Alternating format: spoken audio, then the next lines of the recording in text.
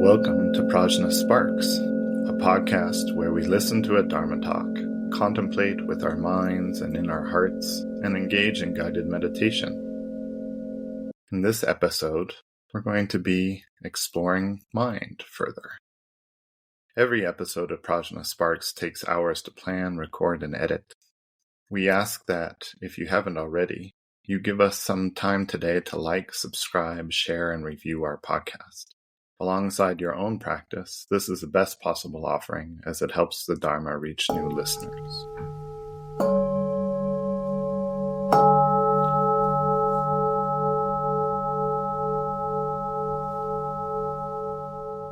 On this new moon, on the cusp of a new year under the Western calendar, we thought it would be good to turn to the idea of beginnings and the sense of inspiration and fresh start that these can bring. Indeed, PRAJNA SPARKS drops new episodes on the new moon, in part because of that sense of freshness, that sense of starting anew, that can be so inspiring. There's something about that just awakens the longing we all have to live our lives to the fullest. This is why it's so common, I think, for New Year's resolutions to be shaped at this time. We have a sense of the ways that we may not have lived up to our potential or our wishes for ourselves. And at the same time, we have the confidence that we can. And so resolutions come about. And the freshness of a new page on the calendar, perhaps a whole new calendar, can bring that about. And yet, many resolutions fall by the wayside by mid-January. Why is that? And is there another way to be that allows us to live that longing to make the most, the optimal use of this life that we have in our hands, that does not feel discouraging, but actively encourages us? One that is an expression of the innate, yet for the moment inchoate Buddha nature, the ultimate promise of our mind that propels us onto the path of the Buddha Dharma with its promise of revealing and embodying our true nature. How do we engage the drive to thrive in a way that encourages rather than discourages that longing to live life to its fullest?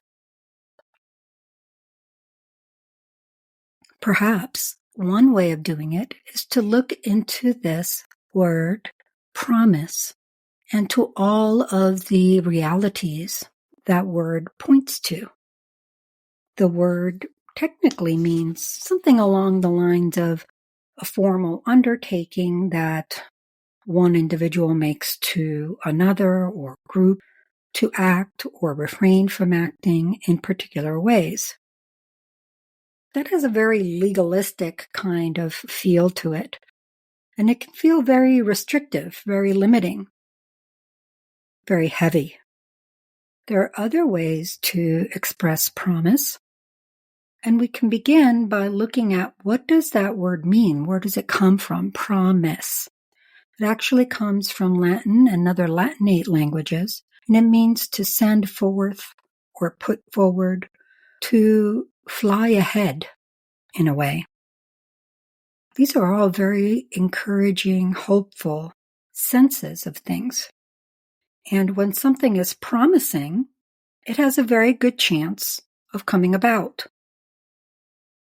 A promising situation is one that has fertile ground for ripening into our highest wishes, aspirations, and so forth. Some words that relate to promise include vow, pledge, covenant, guarantee, and so forth. And these too can be a double-edged sword. There can be a sharpness or foreboding to them. And at the same time, there is something uplifting and inspiring about them.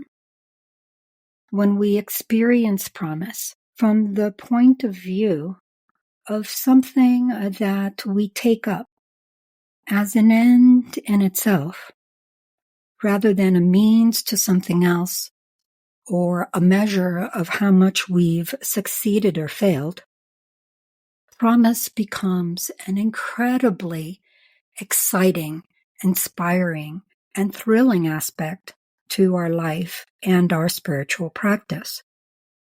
We put forward an aspiration, a strong wish. This is where promise becomes something that is worthwhile here and now. Whatever shape it happens to take, it's not about measuring up or hitting a standard. It's not about tallying what we did or did not do. And at the same time, it's not about just patting ourselves on the back for trying hard and leaving it at that. It's about living the promise of Buddha nature here and now, however it happens to be showing up in our lives. In what way does a multidimensional understanding of promise, grounded in the ultimate promise of our mind, our Buddha nature, help to engage the drive to thrive in a way that encourages us rather than discourages us so badly that we don't even make it to the end of the month before we've tossed that promise in the rubbish? In Buddhist spiritual practice, promise comes up in many ways. And all of it, when you look closely enough, when you examine with subtlety, relates to the promise of Buddha nature. So, for example, in formal contexts, Buddhist practice often involves the taking of vows. There is the refuge vow, to take refuge in the Buddha, Dharma, and Sangha, the three jewels or three rare and supreme ones. This is a vow that is common to all Buddhist heritages, and it involves a pledge to use the outer supports of Buddha, Dharma, and Sangha to help us as we walk the path of revealing and ultimately embodying our own true nature.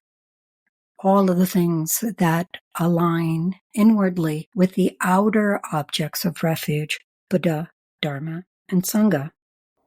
Even prior to deciding to take refuge, Buddhist practitioners, and really anyone inspired by the ethos, the teachings of the Buddha, may choose to take vows, commitments, or a simple promise to live within an ethical frame that aligns with the essential qualities of mind's true nature: loving kindness, benevolence, caring, delight, and an even-keeled welcome of whatever arises in our lives.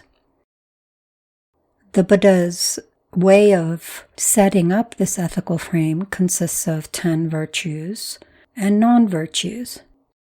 This involves not only not killing, which is the first of the non-virtues, but actively protecting life, the corresponding virtue. Those virtues continue respecting others' property, such that we do not take what is not given, honoring the intimacy and tenderness of sexuality, engaging in honest speech, speaking in ways that unify, ways that are meaningful and gentle, kind, appropriate to the circumstances, as well as engaging the mind in an exploration of the world that encourages a panoramic perspective in alignment with the goodness of mind's nature, that encourages open-handed approach to the qualities and possessions of others, and that views others with goodwill. These are a wonderful way to begin our exploration of promise in a Buddhist context, because they are grounded in the premise that regret in and of itself, it's not something to encourage. Yet, when it arises, we can learn that what it's pointing to was something that didn't serve our utmost aspirations for ourselves. The remorse that comes from that, distinct from regret, is a kind of understanding that aligns with the nature of things and the nature of our mind. Introducing this ethical frame to our life allows us to gain support in moments when we are distracted or tempted to act in ways that do not harmonize with the benevolence, care, delight, and equanimity that are the nature of mind, among other things, and invites us to very subtle and profound ways of exploring each of these 10 ways to be in the world as supports. When we behave in ways informed by the ethical frame of the 10 virtues, we go from one moment to another of higher and higher inspiration, well-being, and an active sense of radical interconnectedness with all that lives. You needn't take my word for it. Give it a try and see for yourself. This is the way of Buddhist practice. It helps us to shape our day-to-day lives in ways that enrich and inspire us, that do not lead to regret, but actually lead to more motivation to lead a full and complete life in alignment with mind's true nature, pristine bliss, wisdom, loving kindness, compassion, fearlessness, an infinite array of abundant goodness. Another vow that's common in Mahayana heritages of Buddhism is the Bodhisattva vow, the vow to remain in the context of samsara, continually practicing for ourselves and others until we are able to embody the Buddhahood that is our very nature, precisely for the sake of leading other beings to that same state. This is a very potent vow. It is said that undertaking any activity under the impetus of the refuge vow and the bodhisattva vow enhances that action by the accord of that mindset with the true nature of mind. In other words, to the extent that we act in alignment with that true nature, that action reverberates even more strongly. When we also act with a vow that we have taken, that resonance becomes more powerful still. It has a momentum, a driving force from the abundant goodness that adds, accentuates, and emphasizes, enhances the act itself. We might also make aspiration prayers. Very common practice in Tibetan Buddhism, being at the level of sutra or tantra practice. These are literally wishing prayers, not just wishful thinking prayers. These are prayers that put into words what we imagine to be the greatest, most wonderful, most awe-inspiring ends we can imagine. These are bold, even audacious wishes for abundance, greater than anything we actually even imagine to be possible. Why? Why would we make an aspiration for something that seems impossible?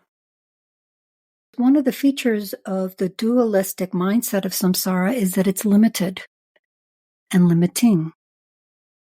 By going beyond its bounds, we start to step out of the confinement that samsaric misperception imposes on our experiences, allowing us to imagine the unimaginable, to inhabit the uninhabitable, to live our life to the fullest extent possible beyond our current understanding. But what's the point of that? Why make such audacious wishes if they're never going to come true? Well, that's part of the practice. Putting ourselves in a mindset of recognizing there's nothing to limit this mind, this heart. There's nothing to limit this practice.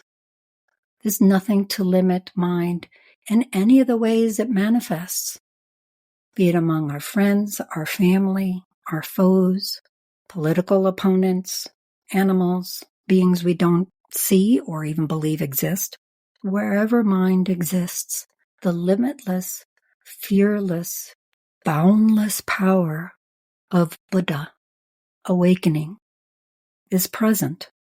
Aspiration is a way of living into that boundless extent of our lives, moment by moment. And how do we do that in everyday contexts? It's wonderful to make these aspiration prayers, and there are many texts that we can use as a foundation to recite them.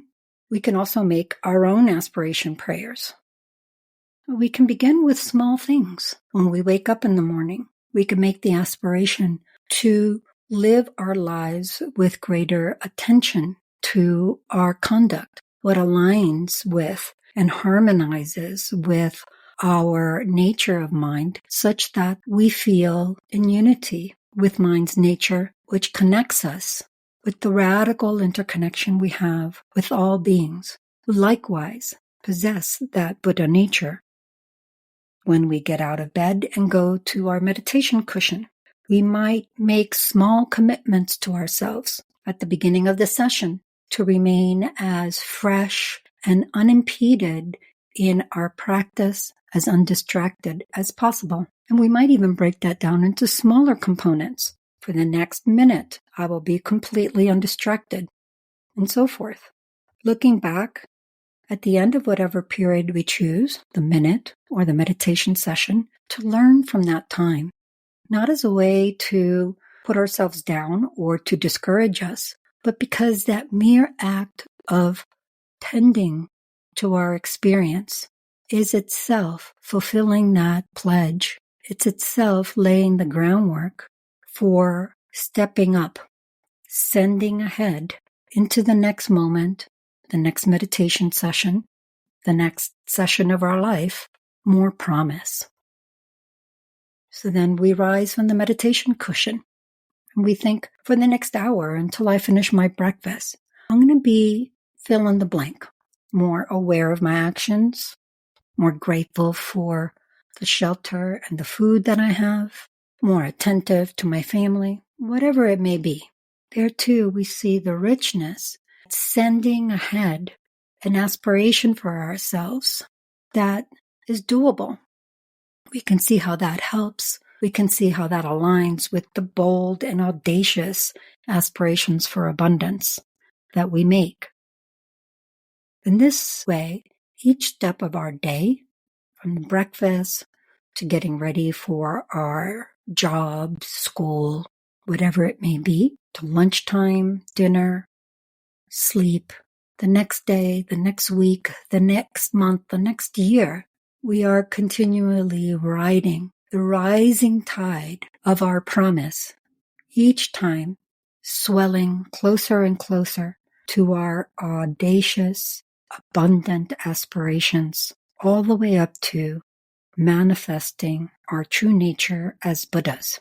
Living a life of promise that begins with promise being an end in itself is a way of actively participating in creating our lives. Perhaps it's a very worldly level, just getting through the day, a little less tired, a little less unhappy or angry. But guess what? As we fulfill that promise that we already have inhabiting our hearts naturally expand to grow farther. The scope of our promise extends beyond taking the things of this life as all we could possibly accomplish and turning towards liberation and Buddhahood as necessary and proper ways to live.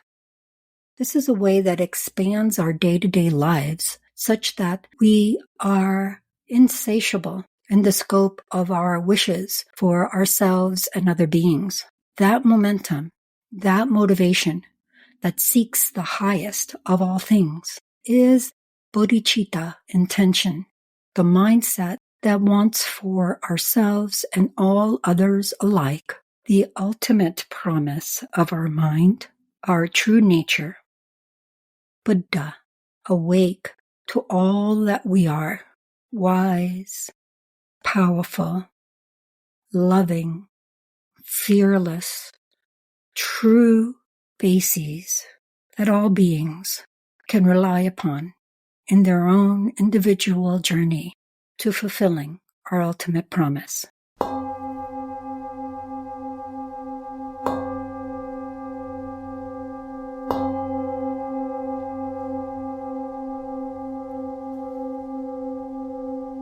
This contemplation with respect to promise, as described in this episode, give yourself some time to reflect over the last month or year, or perhaps a particular theme, a theme of frustration or success, whatever it may be.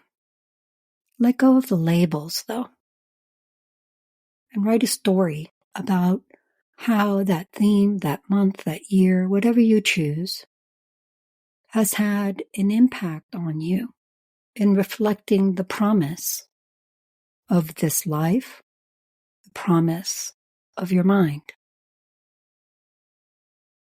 Consider how priceless this promise of the priceless human existence you have in your hands is, not in a way that encourages guilt or fear, but a way that opens into inspiration and exponential growth to rise up and meet that promise.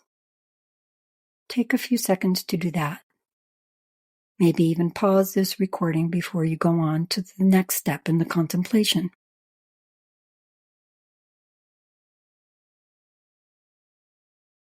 When you're done, take a pen and paper. You could do it on your phone or on your computer, but there really is something about the physicality of inspiration, making the intangible tangible, that can help here. Take a piece of paper, a notebook, a pencil, a pen, a fountain pen, a Sharpie, whatever you got, and write out one audacious aspiration that your story, your promise, your theme inspires in you.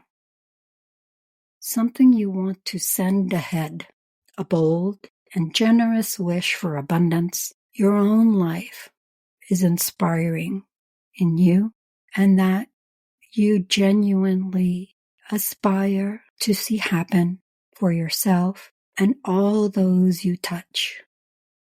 Pause here again and return to the recording once you're done.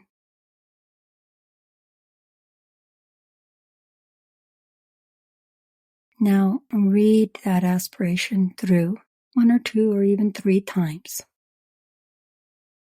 Put it down. Rest for a moment, inhabiting the sense of goodness and abundance the aspiration awakens in your heart.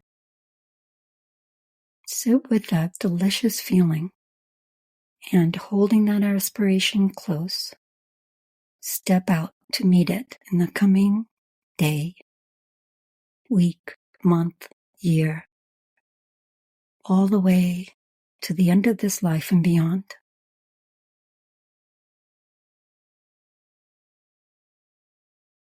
We wish you a happy new day, a happy new year, a happy new life. This is Zopa and Yeshe for PRAJNA SPARKS. Be sure to join us every month on the new moon for fresh episodes. Stay tuned now for a guided meditation. Shivnee is our Tibetan singing bowl artist. Thanks for the generosity of giving us some time out of your day to like, subscribe, share, and review PRAJNA SPARKS. It really does help us to spread the gift of Dharma to new listeners. If you have any questions, contact us via email, Instagram, or Facebook. Check the episode notes for those links and for more resources on today's topic. Visit us on the web at prajnafire.com or follow us on Instagram and Facebook at PRAJNA SPARKS. Thank you for listening. May all beings benefit.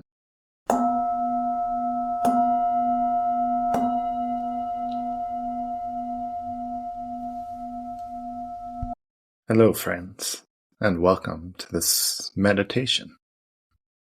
To begin, let's do as is our practice of starting simply by grounding, feeling into our seats, coming into the present moment, allowing ourselves to arrive with whatever's going on for us, allowing it to be present, neither chasing after it nor trying to cut it off, but simply coming into this present moment of awareness, of being. Allow yourself to settle and drop in. Let's start the meditation with a couple of minutes of shamatha, tranquility meditation, where we're cultivating one-pointedness of mind, allowing it to rest without deviation, without movement away from our chosen focal object for the meditation. This focal object can be the breath. It can be an imagined sphere of brilliant white light in the center of our hearts, or the crown of our heads, or in the middle of our forehead. Or it can be a small physical object that we rest our attention one-pointedly on. So selecting whatever focal object feels appropriate to you in the moment. Let's rest awareness one-pointedly on that. This involves being aware of any movement of mind towards distraction, towards dullness, and revivifying that awareness of mind when we see that happening, bringing mind gently, without judgment, back to the meditation object. Let us practice like this for 2 minutes.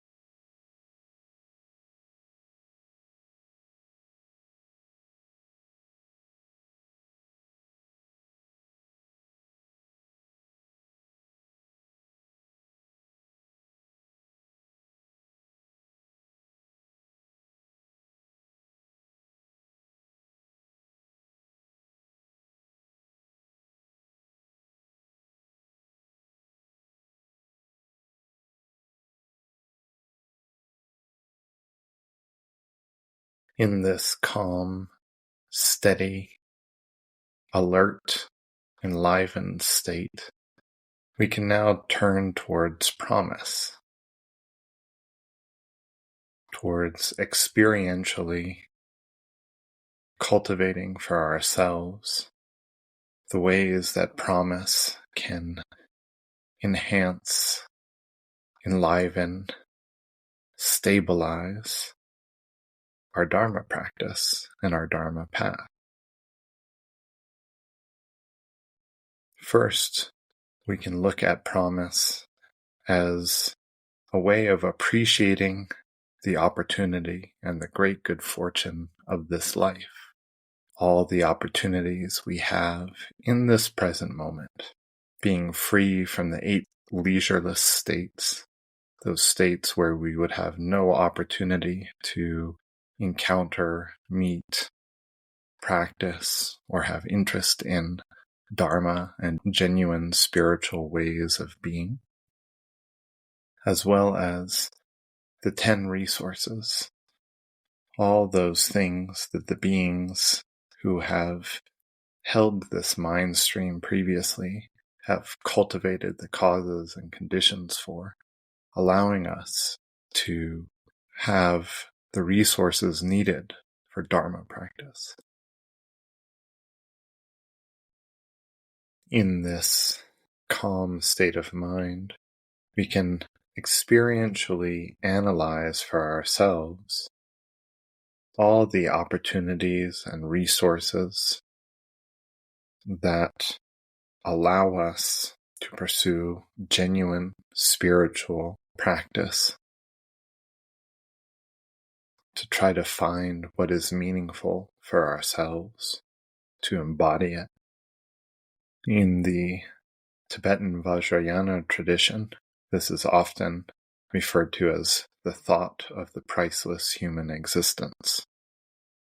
Just how precious it is to have these freedoms and resources. Take a few moments here to investigate those aspects of your life that have brought you to Dharma, to genuine seeking, the meetings with the teachers and teachings that have inspired you, helped point you to something greater and grander than the everyday hustle and bustle that we tend to fall into. Cultivate a sense of appreciation of that promise, the promise of this life that you are living right now.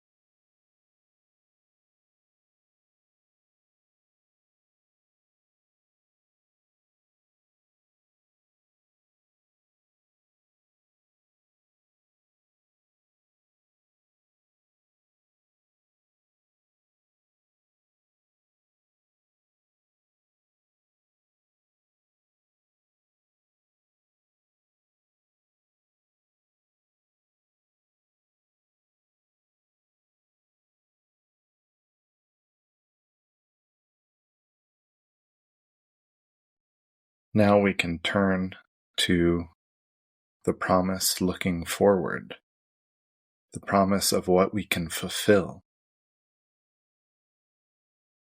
Given that our very nature is Buddha nature, pristine bliss, wisdom, power, and compassion, it is so much more than what samsaric mind can even imagine. Allow yourself in this moment to open to that vast potential, bigger than mind right now can comprehend, but that some aspect of our beings can feel into. that longing for wholeness, for unimpeded, unwavering well-being, goodness, being absolutely in line with the way things are in their simplicity and in their multiplicity.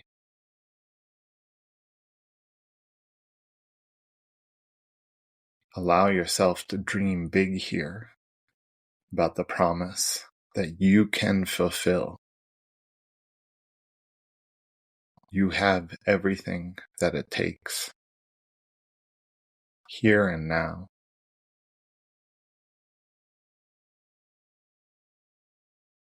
Spend a minute or two cultivating this sense of promise going forward.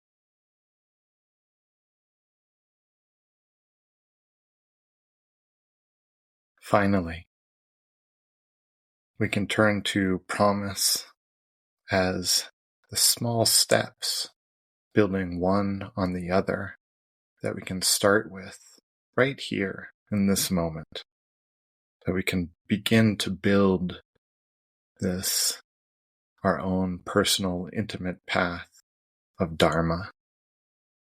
We can think about the small steps that we will take in the next 5 minutes, in the next hour, in the next day, making whatever form of commitment to ourselves feels appropriate, so that we know and can feel we are making utmost use of our precious time, not with a sense of heaviness or obligation, rather with a sense of joy, of living the full potential that is alive and well here within us, recognizing the power that we have in our lives and committing to bringing that forth more and more for the benefit of ourselves and all beings.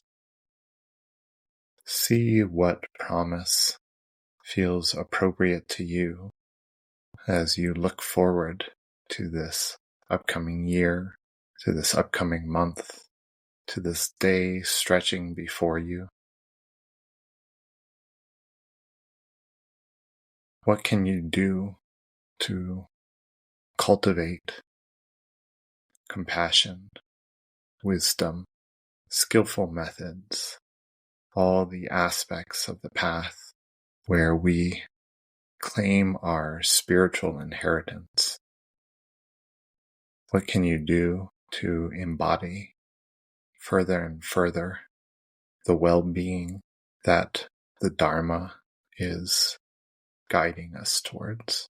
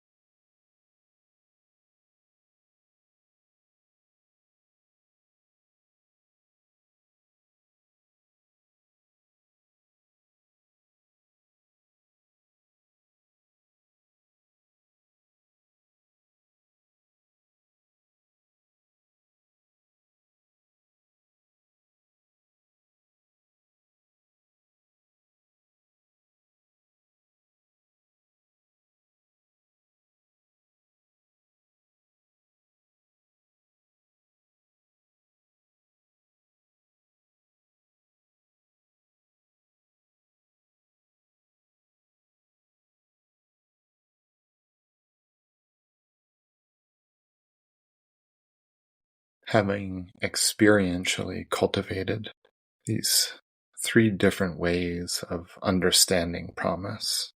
Promise as appreciating the great good fortune of this life. Promise as looking forward to what it is that we can fulfill if we fully realize and manifest our true nature. And promise as those steps we can take moment by moment, helping ourselves train along the path such that we build up this great strength of spiritual fortitude and impetus. Please join me now in gathering whatever goodness has come from this listening, contemplating, and meditating, and share it freely with all beings, that we may all fulfill the promise of Buddhahood, promise of complete and perfect awakening for ourselves and all that is, such that all delusion, all suffering, all aspects of samsaric confusion are completely purified, and we are in that dynamic peace that is our very nature. May it be so. Thank you for your practice.